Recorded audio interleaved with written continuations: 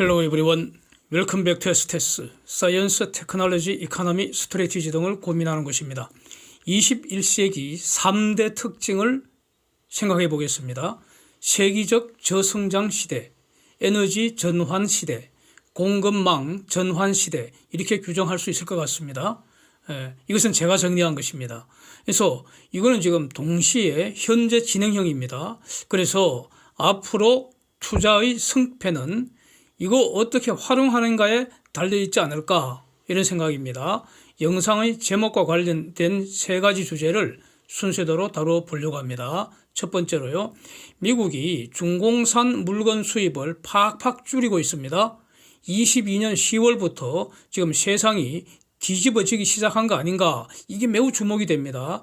미국의 센서스 뷰러라고, 이거 공식 사이트입니다. 무역 통계 볼 수 있는 공식 사이트인데, 미국과 중공 간의 1985년 이후의 월별 무역 데이터를 제가 한번 분석을 해봤습니다.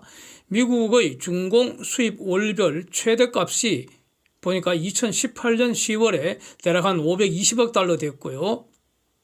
미국이 중공에서 520억 달러 사왔다는 뜻이죠. 22년 작년 8월에는 대략 한 503억 달러를 사왔습니다. 최근에는 그러니까 최근이라는 게 그러니까 작년 그러니까 22년, 21년 이렇게 보면은 대체로 한 450억 달러 내외로 이제 등락을 한 것 같은데, 그래서 작년 8월까지는 기본적으로 꾸준히 증가했다는 겁니다. 그런데 22년 10월 이후에 급감하는 모습입니다. 급감하는 모습. 그래서 가령 프랑스 대혁명 같으면은 절대 권력을 행사하던 왕의 모가지를 생으로 싹둑 잘라버린 거 아닙니까? 마누라까지 싹둑 잘라버렸습니다. 프랑스 대혁명 이상의 세계 무역혁명이 진행 중인 거 아닌지 저는 매우 주목이 됩니다. 23년 2월, 이게 지금 최신 데이터인데 344억 달러를 미국이 중공에게서 사왔습니다. 그래서 고점 대비 대략 60% 수준으로 급격히 줄었다 이겁니다. 그래서 이게 앞으로 계속 줄어들 가능성이 있는지, 또 추세가 어떻게 되는지 계속 주목을 해보겠습니다. 앞으로 계속. 그래서 중공이 미국에서 수입, 즉 미국의 중공 수출은 그림처럼 크게 변하지를 않습니다. 미국은 중공을 대체할 능력이 있지만 중공은 미국 대체할 능력 없다, 이거 아니겠습니까? 주목해야 되겠죠. 그래서 이런 추세가 앞으로 계속 진행되면은 세상의 모든 것이 싹 변하게 됩니다. 역사상 대항해 시대를 한번 떠올려 보겠습니다. 이게 매우 장기 트렌드 아닙니까? 장기 트렌드. 백길이 새로 열리면서 육로인 과거의 실크로드가 싹 망가지기 시작해서요, 지금까지도 계속되고 있습니다. 저는 이렇게 봅니다. 이건 제가 해석하는 것입니다. 수백 년 지금 지속되고 있습니다. 그래서 가령 실크로드 요소에 번성하던 중세 도시들 싹 망했고요. 지금은 그 전부 쓰레기더미 아닙니까? 뭐 유적이고 나발이고 쓰레기더미죠. 가령 그 중세 도시에 있었던 부동산 가격 생각해 보십시오. 수백 년간 지속적으로 폭삭폭삭 망하고 있다. 지금도 망하고 있다 이겁니다. 글로벌 돈의 흐름이 바뀌고 경제 권력이 변한 거 아닙니까? 그래서 새로 생긴 게 뭡니까? 뉴욕이라든지 이런 도시들 아니겠습니까? 그 뉴욕 부동산 가격 지금 사상 최고치겠죠. 그래서 지금 그림 한번 보시죠. 상하이에서 미국 서부로 가는 컨테이너 항로가 앞으로는 한산해지고 대신에 다른 항로가 북적북적거릴 가능성이 높다 이겁니다. 미국이 중공을 대체하려고 한다면, 지금 그렇게 보이는데 이게 진짜 맞다면, 그러면 미국의 수요를 충족시켜 줄 수 있는, 즉 중공 대체할 수 있는 기업 주가가 앞으로 장기적으로 계속 올라가지 않겠습니까? 이게 투자의 인사이트로 보입니다. 이제 이거와 약간 다른데 데카르트 시스템이라고 있습니다. 컨테이너 물동량 데이터 아주 정확하게 매월 제공하는 그 시스템인데, 여기에 나오는 데이터를 기초로 제가 또 그림을 이쁘게 한번 그려봤습니다. 미국의 컨테이너 수입 줄어드는 모습입니다. 와, 저거 무섭습니다. 연 평균으로 그려보면은 이거 이것도 줄어든다는 게 확실합니다. 그래서 또 성격이 약간 다른 팩트가 있는데 미국 수입 컨테이너가 서부 지역 어디입니까? 샌프란시스코, LA 이런 쪽 아닙니까? 그래서 그 지역에서 대략 연간 한 100만 TU 줄었다는 겁니다. 지금. 예? 21년, 22년 비교해서 줄었다는 겁니다.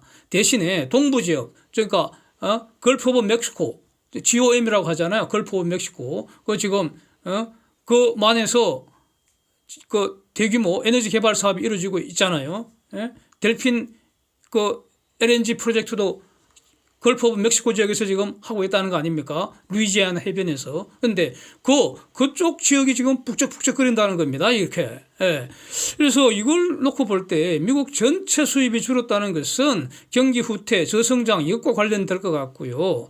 서부 지역 컨테이너 수입이 대폭 줄었다는 것은 지금 경로가 바뀌고 있다는 겁니다.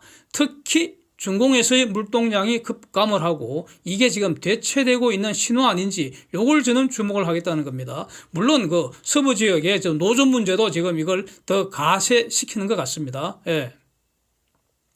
그래서 이런 추세가 앞으로 지속되는지 매우 주목해야 되지 않겠습니까? 이전 영상에서도 한번 말씀드렸는데 지금 상하이 그 항구에 인바운드, 그러니까 외부에서 상하이로 들어오는 컨테이너보다도 나가는 컨테이너가 그 선박이 더 적다는 겁니다. 그럼 뭡니까? 상하이 항구에는 컨테이너 선박이 빈둥빈둥 지금 놀고 있다 이겁니다. 예. 그래서 앞으로 요 주목을 해서 계속 분석을 해 나갈 작정입니다. 또, 그러니까 이와 관련해서 재밌는 것이 지금 컨테이너 운임지수 폭락한 그림은 제가 지금 보시는 것 그림은 자주 봤습니다. 그런데 저 관련해서요 해운 분야 전문 기업인 그 드리워리가 분석한 게 재미있습니다. 그러니까 그 해운업, 그러니까 컨테이너 선박 중심으로 해운업 잔치 끝났다. 그리고 그 해운업 잔치가 언제 다시 열릴지 모르겠다. 이런 중요한 영상 두 가지를 이렇게 이전에 좀 말씀드린 게 있는데 그거 구체적으로 보여주고 있습니다. 드리버리가 24년 글로벌 컨테이너 업계가 대략 한 마이너스 100억 달러 손실 기록할 것 같다. 그런 내용입니다. 22년에 2,960억 달러 이익이었는데 글로벌 컨테이너 업계 전체입니다. 이게 23년 금년에는 대략 한 5% 수준인 이익이 165억 달러로 쪼그라든 다음에 24년에 적자 전환한다 이겁니다. 그 다음에 언제 흑자 전환할지는 그건 모르는 거죠. 그때 가봐야 압니다. 그런 겁니다. 그래서 이게 업계 전체이기 때문에 글로벌 톱10 선사들 간에는 이제 희비가 완전히 갈리겠죠. 그래서 여기도 이제 글로벌 톱10이라 하면 톱10도 너무 많잖아요. 많습니다. 저는 많다고 보입니다. 그러니까 꼴찌 그룹은 몇 개 사라질 가능성이 높다. 그러니까 글로벌 톱10 중에서도 조 내에서는 규모의 경제를 위해서 늘려야 한다 이겁니다. 안 그러면 죽는다고요. 그래서 그러니까 글로벌 톱10 그 간에는 희비가 완전히 갈려서 무능한 꼴찌 그룹은 존폐 위기 다시 내몰릴 수 있다 이겁니다. 그래서 지금 그 HMM 같으면은 그러니까 해운업 프로덕트 믹스를 지금 다양화하겠다. 그러니까 지금은 컨테이너에 너무 치중되어 있는데 이게 앞으로 가시밭길이니까 큰 선 중심에서 탱크선, 벌크선 선단 늘리는 투자 지금 하고 있는 이런 것으로 보이고요. 어떤 이름에도 불구하고 그 개별 선사 입장에서는 규모 경제를 위해서 순봉량도 늘려야 하고요. 장사 안 하겠다면 모르겠는데 앞으로 장사를 계속 하겠다면은 순봉량 늘릴 수밖에 없다고 보고요. 이거 감당 못하면 문 닫아야 하고 뭐 그렇게 보입니다. 저는 컨테이너 업계에서는 그렇다는 겁니다. 해운 업계에서는. 그 다음에 탄소 규제에 대응하기 위해서는 친환경 선박 새로 건조를 계속 해야만 합니다. 그러니까 뭐 이런 걸 다 반영해서 지금 머스크도 그렇고요. 어저께 나온 그 트레이드 윈즈에 나온 거 보면은 에버그린, 대만의 에버그린이 메탄올 듀얼 퓨얼로 24척의 네오 파나막스급 그 신조 요거를 지금 국제 입찰을 곧 개시한다 이런 내용입니다. 그러니까 여기 이제 왜 이거 20년 말인가 21년인가 그때 에버그린이 삼성중공업에 그 뭐 엄청난 그 컨테이너선을 발주했지 않습니까? 지금 잘 만들고 있겠죠. 그래서 뭐 삼성중공업한테 다시 기회가 왔으면 좋겠습니다. 세계적 저성장과 관련해서는요. 이게 저는 이렇게 봅니다. 단기 요소는 인플레 금리 부분이 있고요. 중기 요소로 중공하고 러시아와의 경제 전쟁이 있다고 보고요. 이거는 이제 지금까지 많이 다루었고요. 앞으로도 테마가 있을 때마다 다뤄 나갈 예정인데, 장기적 요소로 저는 인구 감소하고 노령화 문제를 보는데, 요거는 글로벌 주요 리딩 국가들에 해당되는 문제입니다. 지구 전체를 보면 인구는 여전히 증가하고 있기 때문입니다. 그래서 장기 저성장 요소로서 인구 감소, 노령화 문제는 이거는 지구 공통의 문제입니다. 모든 국가에 해당된다. 여기서 모든 국가라는 것은 가령 OECD 이런데, 그래서 한국한테는 이게 완전히 심각한 재앙적 문제라는 겁니다. 그래서 요거를 그림 2장으로 다시 한번 정리해서 좀 더 살펴보려고 합니다. 예. 국가별 평균 연령 한번 보시면은 한국 42세, 일본 48세, 인도가 28세로 가장 젊습니다. 예. 여기서 이제 요거하고 동시에 합계 출산율 그림 다시 한번 보겠습니다. 인구의 자연 증가율을 0으로 하는 것, 즉 인구가 줄지도 않고 늘지도 않기 위한 합계 출산율이 2.1이라고 말했습니다. 요게 대체 출산율이라는 뜻인데, 지금 한국은 22년 작년 기준 0.79이고요.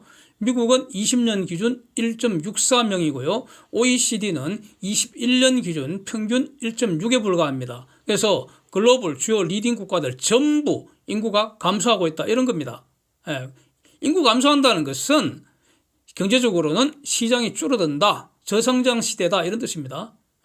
그래서 가령 1960년 이후 반세기는 인구가 증가하는 시대다, 사이즈가 커지는 시대다, 업사이징 시대였다면은 지금부터 대략 한 앞으로 반세기 정도는 인구가 감소하는 시대다, 즉 다운사이징 시대다, 이런 겁니다. 그래서 이 말은 과거처럼 경제 전체가 고도 성장하는 거, 이거는 끝난 거 아니냐 이겁니다. 저성장 시대라는 겁니다. 그렇다면 빨리 효율적으로 이 다운사이징 시대의 최적인 산업구조, 사회구조를 만들어야 한다 이겁니다. 그렇지 않으면 아주 가시밭길 펼쳐진다 이겁니다. 비싼 수업료 지불할 수밖에 없게 될 것이다, 이런 겁니다. 지금까지 2개, 3개로 벌려놓았던 거 싹 정리하고 1개로 잘 살아가는 방법을 찾아야만 한다는 겁니다. 즉 2+1 시대, 3+1 시대라는 겁니다. 물론 새로운 성장 산업은 당연히 출현하고요. 그래서 그게 무엇인지는 늘 이제 관심을 가져야 하는 건 두말할 필요가 없는 것이고요. 그래서 2+1, 3+1, 즉 2개, 3개 없애고 하나만 갖고 살아가야 한다. 이 말은 지금은 공급 과잉이라는 겁니다. 전체적으로 구조조정 불가피하다, 이런 거 아닙니까? 그래서 공급망 대체와 관련해서 결국 이거는 중공이 여러 분야에 왕창 투자해 놓은 거, 그거 최우선적으로 국제시장에서 구조조정 당하지 않겠나, 이런 겁니다. 좀 모조리 쓰레기 될 가능성 높은 거 아니냐 이겁니다. 이게 바로 차이큰 리스크의 안고 중에 안고 아닐까 생각이 되고요. 그래서 중공에 몰빵 투자해 놓은 하이닉스 앞길이 가시밭길 아니겠나, 이런 겁니다. 그래서 공급 과잉은 반드시 구조조정 해야 합니다. 그거 어쩔 수가 없습니다. 다 가져갈 수 없다고요. 그거 반드시 구조조정 한다는 게 가령 지금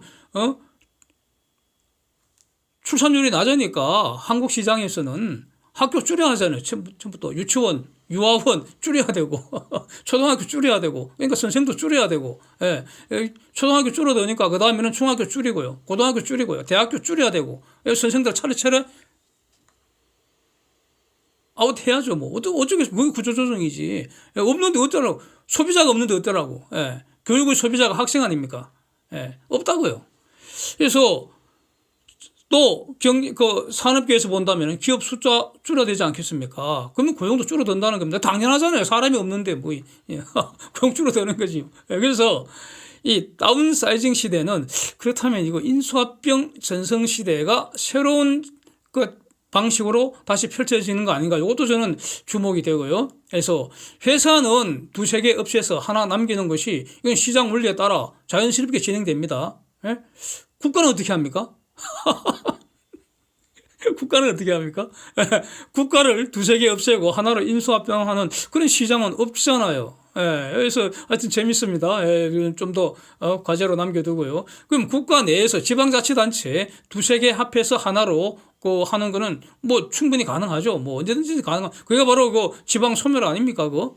예. 남도와 북도를 합해서 한 개로 만들어 뿌리면 그러면 경상도, 전라도, 충청도, 강원도, 경기도, 제주도 한 6개로 통폐합하면은 뭐 되는 거 아닙니까? 팍 줄어들 수 있겠네요, 사이징. 예.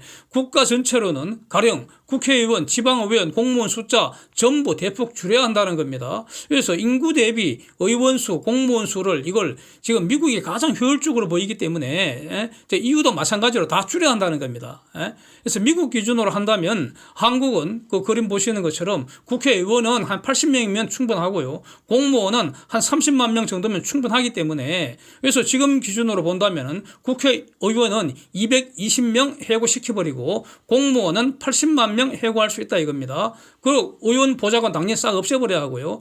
대략 이렇게 하면 연간 한 100조 원 정도 세금 낭비 줄일 수 있다 이겁니다. 남는 공무원 80만 명 이상은 산업 현장에서 일해서 세금도 내고 4대 보험도 너가 내라 이겁니다. 이게 바로 연금 개혁의 최종 완성 버전이 아닐까 정리가 됩니다. 아울러서 저는 이 정당 국고 보조금 다 완전히 없애야 한다고 보는 입장입니다. 네.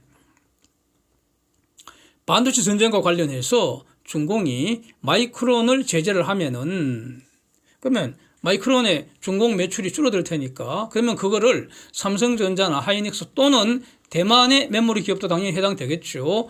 그래서 마이크론 대신에 중공에 팔지 말았으면 좋겠다 이런 게 미국 입장이겠죠. 그거 당연하지 않겠습니까? 왜냐하면은 이건 이익을 누가 얼마나 더 가지냐 뭐 그런 문제가 아니라 공급망 대체해야 되는데 중공을 부숴버려야 되는데 예? 그래서 마이크론 못 파는 걸 대신 팔아주면 안 되잖아요. 예. 뭐 그런 입장으로 저는 이해를 합니다. 그래서 그렇다면은 저는 한국 기업들은 대만 기업은 대만 기업대로 알아서 할 일이고 삼성전자나 하이닉스는 우리는 선제적으로 더 적극적으로 미국 입장에 동조해버리라 이겁니다. 그렇게 해주는 대신에 다른 훨씬 더 큰 대가를 취하는 게 어떤 전략적 우위 아닐까 생각합니다. 마이크론이 못 팔게 된 거 팔아봤자 그거 껌값 수준 아니겠나. 중공이 한미 간 이관계 사용해서 마이크론만 제재하는 것으로 볼 수도 있는데 한국이 여기에 말려들 이유가 전혀 없지 않나 싶습니다. 지금 한국은 패를 쥐고 있습니다. 예? 그래서 그 패를 가지고 미국의 전략적 목표인 공급망 대체를 한국도 공동의 목표로 삼고 미국과 같이 하라 이겁니다. 그걸 그렇게 해서 한국의 입지를 넓히는 전략이 가장 좋지 않겠나. 자, 이게 장사 하루 이틀 할 것도 아니고 공급망 대체라는 거대한 쇠판이 지금 짜여지고 있는데 그 새로 짜여지는 그 판에서 한국이 경제 영토를 넓히려는 그런 전략을 추구해야 되지 않을까. 뭐 이런 의견입니다. 네. 그 다음에 이제 세 번째 주제로 그 그림 보시는 것처럼 철광석 가격, 제철용 연료탄 가격 지금 폭락세 시작했습니다. 이전에 이렇게 전망을 했었습니다. 예, 그러면서 후판 가격 추가로 최소 30만 원 내리는 게 상식에 맞다 이런 영상을 뭐 한 두어 번 올렸지 않습니까? 철광석과 연료탄은 제철소의 주요한 원재료비 구성하지 않습니까? 그래서 원재료비가 폭락하면은 포스코 등 제철 기업들한테 호재입니까? 저는 반대로 봅니다. 연구원이 철광석과 연료탄은 파생 수요입니다. 본질이. 그래서 철광 제품이 잘 팔려야 철광을 만드는 철광석 수요가 늘어나서 철광석 가격이 오르는 것이지 철광석 가격 폭락했다는 것은 철강 제품도 잘 안 팔린다. 그래서 포스코 재고가 쌓여갈 것이다. 강철 제품 가격도 폭락하고 있을 거다. 뭐 이런 뜻으로 봐야 한다는 겁니다. 예, 그래서 과연 그런지 포스코의 2022년 사업보고서에서 확인을 해봤습니다. 그림 보시죠. 포스코 재고가 지금 급증을 하고 있습니다. 저 그림에 의하면은 대략 일단은 포스코는 장기적으로 적정 재고를 가져간다고 보고요. 그 재고 관리 능력이 탁월할 테니까. 그러면 대략 한 9조 원 정도가 적정 재고인 것 같은데 21년부터 15조 원대로 폭증해서 22년에도 더 늘어났습니다. 예. 맞죠? 이게 팩트입니다. 그래서 물건 안 팔리고 창고에 수북하게 쌓이고 있다 이런 뜻입니다. 수출 추세를 보시면은 과연 철강 수출도 폭삭폭삭 망가지는 모습이 분명합니다. 수출 액수보다는요 수출 증감률을 보시면 더 실감이 난다 이겁니다. 그래서 포스코의 프로덕트 믹스를 동그라미 그림으로 그려봤는데 철강 53%, 무역 대략 한 22%, 건설 대략 한 22%이 정도입니다. 그래서 어떤 분들은 포스코의 리튬 광산 투자한 게 엄청난 잠재적 그 능력이 있다 그러면서 뭐 포스코 주가 100만 원 간다 이런 분들도 제가 봤습니다. 근데 저는 천만의 말씀이라고 봅니다. 현재 저 미래 소재 파트는 눈에 보이지도 않잖아요. 눈에 보이지도 않습니다. 아직은 지금 철강이 중요합니다. 철강이. 그래야지 돈이 벌린다고요. 그 다음에 또 리튬 선물 가격 그림도 같이 한번 보십시오. 제가 몇 번 말씀드렸습니다.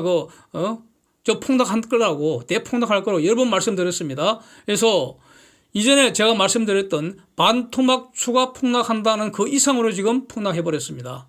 저는 저 반등은 없을 것으로 봅니다.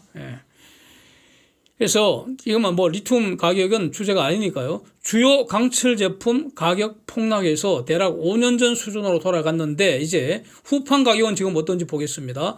포스코 사업 보고서에서 공시되어 있는 그 제품 가격 그림 한번 보십시오. 여름 제품 가격 폭등한 상태 그대로입니다. 이게 말이 됩니까 이거? 그 다음에 삼성중공업 사업보고서상의 후판 매입 가격도 지금 폭등한 상태 그대로입니다.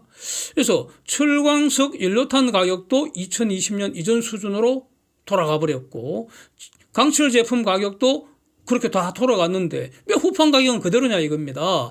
2020년 수준으로 돌려보내면은 110만 원이 아니라 60만 원에서 70만 원 사이 그 정도로 책정하는 게 이게 상식이라고 본다는 겁니다. 그래야지 이해가 되잖아요.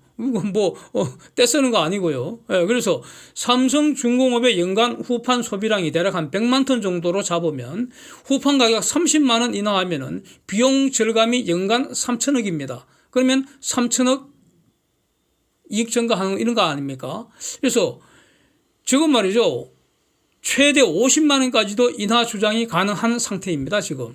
그래서 그런데도 불구하고 어거지 쓰지 않기 위해서 최소한 30만 원만 인하하라 이렇게 주장하는 거 아니겠습니까? 그래서 결국 저 포스코가 작년 이후에 분기 영업이익 크게 증가한 거 그거는 포스코가 경영을 잘한 게 아니고 그런 거 아니고 조선사들한테 삼성중공업한테서만 대략 3천억 이상 지금 강탈해 간 거 아닙니까? 그래서 조선사들 상대로 후판 가격 강탈 잘한 결과 아닌가 이렇게 정리가 되는 거 아니겠습니까? 그래서 후판 가격 내려야 하고요. 이것이 이제 앞으로 조선주들에게는 실적 개선의 기회가 되기 때문에 이거 대호재 아닌가 이렇게 정리하겠다는 겁니다. Thanks for watching. See you next.